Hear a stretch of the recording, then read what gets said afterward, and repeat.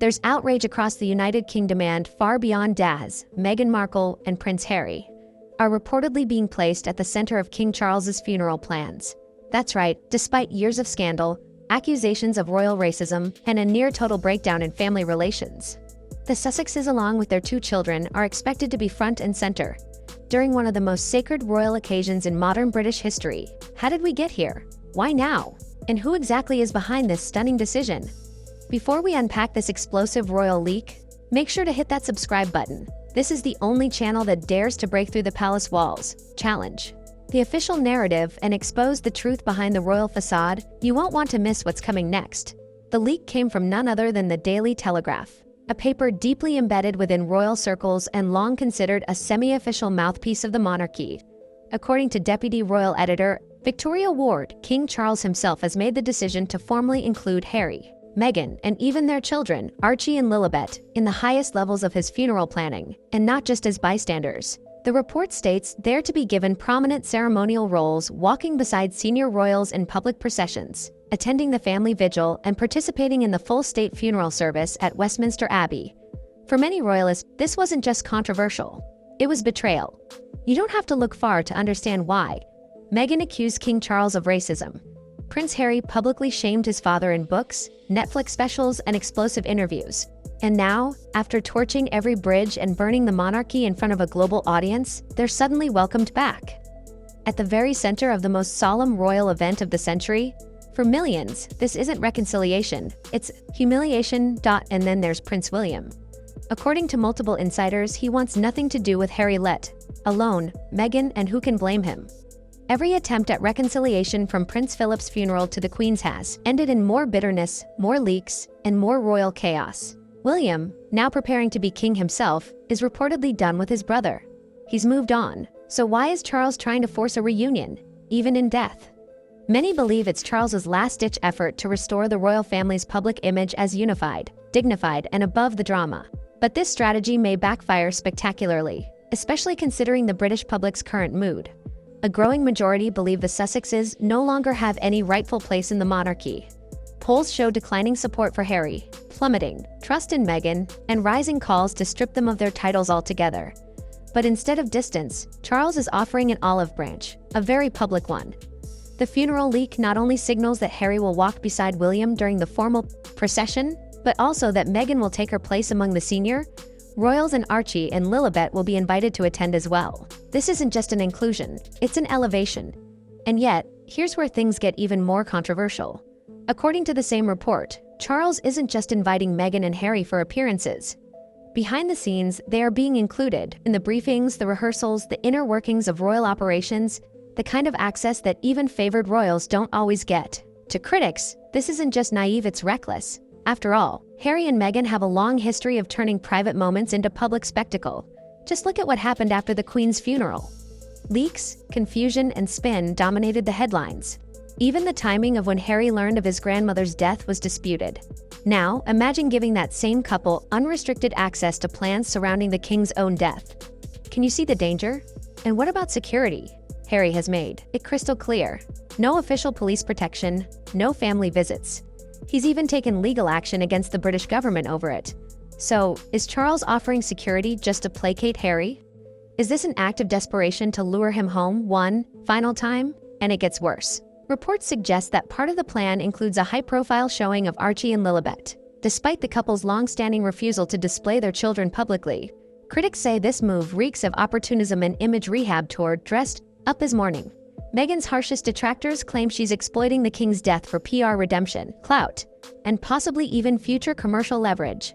But even if Harry attends alone, which remains likely given his past ultimatums, the damage may already be done.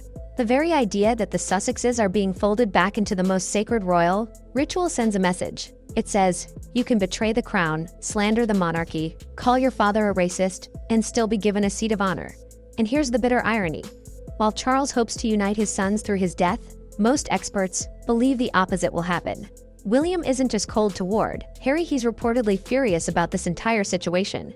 Sources close to the future king say he was not consulted on these funeral plans and sees them as a dangerous political move that may harm the monarchy. Long-term? But that's only the beginning of what's fueling this royal firestorm. To fully grasp how inflammatory this decision is, you have to revisit the timeline of betrayal. Meghan didn't just make vague allegations. She accused the royal family of outright racism during that infamous Oprah interview. She claimed that senior royals speculated about her unborn child's skin color. The implication was clear, and though the palace's response was characteristically restrained, recollections may vary. The damage was irreparable. Then came Harry's memoir, Spare, a book that scorched every relationship he had left. He detailed private conversations, exposed family secrets, and dragged his brother through the mud. He didn't just criticize the monarchy, he humiliated it. And through it all, Meghan remained silent, but present, supporting him, encouraging him, and in the eyes of many engineering the fallout. Now flash forward to today, and we're told that this same couple, the ones who weaponized their personal grievances for global profit, will now walk beside the future King William and take part in a historic state funeral. A funeral that symbolizes not just the end of a monarch's life, but the continuity of the crown itself. And that continuity, for some, feels deeply threatened by their involvement. Let's not forget how bad things got last time. During the Queen's funeral, Meghan reportedly staged her appearance like her deep curtsy, described by critics as theatrical and forced, was seen as a transparent attempt to look loyal after years of disloyalty. Insiders say she made demands about seating arrangements, wore carefully chosen outfits meant to stir press commentary, and even had her PR team working overtime to shift public perception. It wasn't mourning, it was marketing. So when royal commentator Lee Cohen bluntly says, "Not no hell no," those vile creatures must be forever marginalized. He's not alone. His words echo a growing frustration among traditional monarchists who believe Harry and Meghan burned their bridges and should not be allowed to walk back across them. And then there's the issue of the children. Archie and Lilibet, known to the royal world only through curated photos and hearsay, are suddenly being written into the most sacred of royal rights. But why now? Why place children who have had virtually no relationship with King Charles at the heart of his most personal ceremony? According to sources close to the palace, Charles wants to establish a bond with his grandchildren. Perhaps final attempt at legacy building, but royal analysts see something more strategic. It's an optics game, a move to present the monarchy as big-hearted, forgiving, and united. But that illusion, many fear, will crumble under public scrutiny. Let's be honest, this is not a fairy tale reunion. This is a higher-risk gamble with the institution's credibility. Because for all the talk of olive branches and final chances, the royal family still doesn't trust the Sussexes. And why would they? Meghan and Harry are media operators. Every event, every encounter, every whisper could become a future Netflix scene or podcast topic. Insiders recall the chaos surrounding the Queen's passing. Conflicting reports about who was invited, who got the call, and who leaked what. It was a communications disaster. Now imagine that same chaos surrounding a reigning monarch's funeral, with the world watching, with Meghan and Harry involved. And what of the public? The reaction has been visceral. Radio shows, comment sections, and talk panels across the UK have lit up with fury. The sentiment is clear. This is not a moment for reconciliation. This is a moment for dignity, and dignity doesn't include those who publicly humiliated the monarchy for fame and fortune. And yet, despite all this, Charles appears determined. The leaked plan indicates that Meghan will be treated as a senior royal during the events. She and Harry will participate in the family vigil. They'll be briefed, rehearsed, shielded by royal protocol, and given all the visibility that comes with it. But does the public want to see that? Do the other royals? Does Prince William? From everything we know, William reportedly sees this funeral not as a reunion but as a clean break, a final chapter. Insiders say he plans to uphold tradition, honor his father, and step into his role as future king without allowing Harry to drag him into more drama. Some sources even suggest William will keep interactions with his brother minimal, rehearsed, and strictly professional. And here lies the tragedy. Charles hopes his death might heal his sons, but the more he forces them together, the deeper the cracks may grow. Because this isn't just about Harry and William anymore. It's about two competing visions of the monarchy. William's monarchy is modern, structured, loyal, and media's. Meghan and Harry's brand is rebellious, emotional, unpredictable, and commercially driven. Trying to mesh the two is like mixing oil and water. And yet Charles, ever the sentimental father, is trying, perhaps too hard. What he may not realize is that in trying to stitch his family back together in death, he risks unraveling the institution he fought his entire life to protect. But what happens next might shatter any remaining illusions of unity. Behind palace walls, the atmosphere is reportedly tense. Courtiers are split. Some believe the king's efforts are noble, even admirable, Others view them as naive at best, disastrous at worst. The phrase circulating among senior aides, history, will not be kind to forced reunions, especially not when they involve two people, Harry and Meghan, who have weaponized victimhood as their currency of influence. Let's not forget, Harry isn't returning with humility, he's returning with demands. And Meghan, if she attends at all, won't walk in quietly. Her presence will dominate headlines. Every outfit, every expression, every moment caught on camera will be interpreted, dissected, and spun. Even there, children innocent, though they may be, are not exempt from that spotlight. Critics are asking, will this funeral become a solemn national event or a media circus? There's also the question of precedence. If the Sussexes are allowed to participate in full, after everything they've said and done, what message does that send to the rest of the royal family? To Princess Anne, to Prince Edward, to the Queen Consort? To the staff who've been smeared and slandered by Meghan's team and never received an apology? What does it say to the public? To the millions who believe in honor, duty, and consequence? Charles may see this as his swan song, his final act of peacekeeping. But for William, it feels like a surrender, a betrayal of everything the monarchy is supposed to stand for.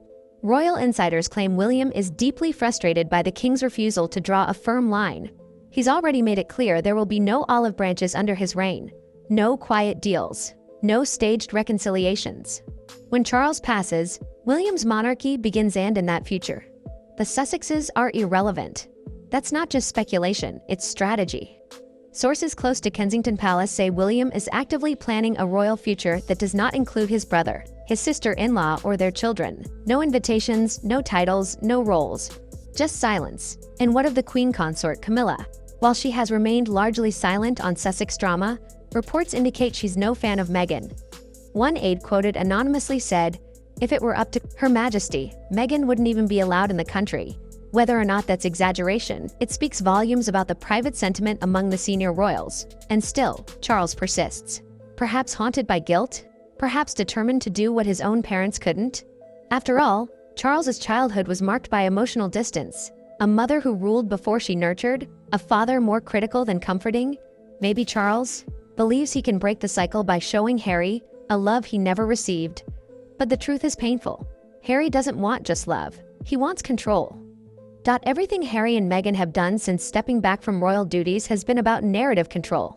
The Oprah interview, the Spotify podcast, the Netflix documentary, the ghostwritten memoir, they all served to reshape public opinion in their favor, to reframe themselves as victims and the royal family as villains. So the idea that these same individuals are now being given a stage at the funeral of the monarch they vilified is nothing short of scandalous too. Many, let's be blunt, Meghan's critics don't just dislike her, they mistrust her. They believe she's calculating, manipulative, and self-serving.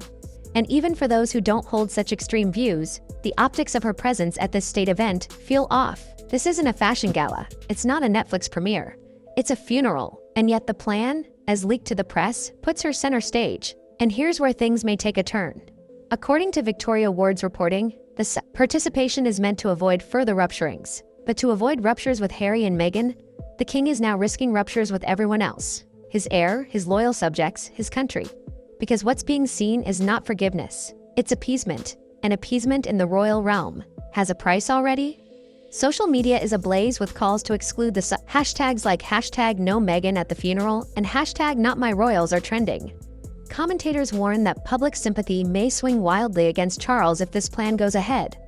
The monarchy has survived wars, scandals, abdications, and divorces, but its strength has always come from a sense of order, dignity, and consequence. When that order is abandoned for the sake of one final feel-good moment, the institution risks looking weak. And make no mistake, the Sussexes thrive when the monarchy looks weak. That's the hard truth.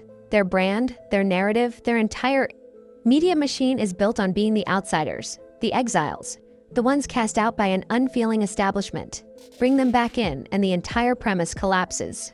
Which is why many suspect Meghan won't attend at all, not unless it serves a specific purpose. Maybe she's hoping for a photo to rehab her public image. Maybe she's holding out for a posthumous inheritance. Maybe she's calculating whether showing the children at a royal funeral would create enough buzz to fuel another round of brand deals.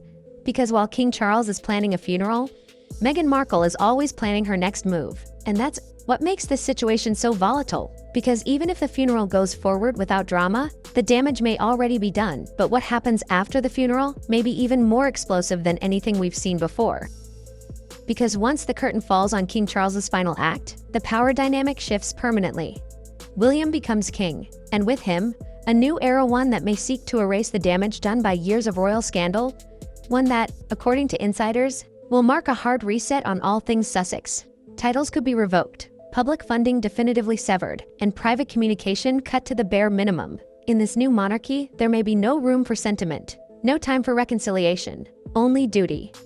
Which raises the final question: is Charles's funeral truly a moment of unity? Or a farewell to the illusion that unity is even possible? Because for all the hopes pinned on that day for healing, for peace, for family, what's more likely is a carefully choreographed performance. One last royal charade, papering over years of betrayal, dysfunction, and grief.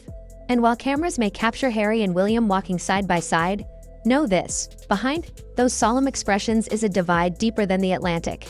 One that no procession, no prayer, no funeral can fix. And Meghan, if she appears, it will be a masterclass in optics. If she doesn't, it will be a statement of rejection. Either way, her presence or absence will dominate headlines, just as it always does. And that, perhaps, is the great tragedy here, that, even in death, King Charles's greatest wish to see his sons united may only result in deeper fractures, because the damage has been done, the trust broken, the wounds no longer fresh but still unhealed. Maybe this isn't a story about reconciliation after all. Maybe it's about letting go, about facing the reality that sometimes family cannot be fixed, that sometimes peace is not found in compromise, but in clarity. And for William, clarity looks like a monarchy without drama, a royal house built on stability, not scandal, on tradition, not tabloids. And in that vision, the Sussexes are not central, they are a footnote. The British public seems to agree. Sentiment toward the monarchy remains strong, but only when it is seen as steady, dignified, and above personal agendas. The inclusion of Meghan and Harry at the funeral threatens to destabilize that perception, possibly irreparably. Some royal historians warn this could be a defining moment, not just for the House of Windsor, but for the very future of the British monarchy. Will it stand firm in its values, or bend to the whims of exiled influencers? We're about to find out, because when the time comes, when the bells toll and the procession begins, the world will be watching. Every step, every glance, every calculated pause, and the legacy left behind won't just be that of a king. It will be the legacy of a royal family still grappling with its own identity in a modern world that no longer reveres silence over spectacle. So ask yourself, is this the beginning of healing or the final fracture? Only time will tell. But one thing is certain, we'll be here to cover every twist, every truth, and every betrayal they try to bury beneath velvet and gold. If you've made it this far and want to keep hearing what the mainstream won't dare to say, don't forget to subscribe, hit that bell icon so you never miss an update, and join the conversation in the comments below. Because when it comes to the royal family, what happens behind palace walls always finds its way out.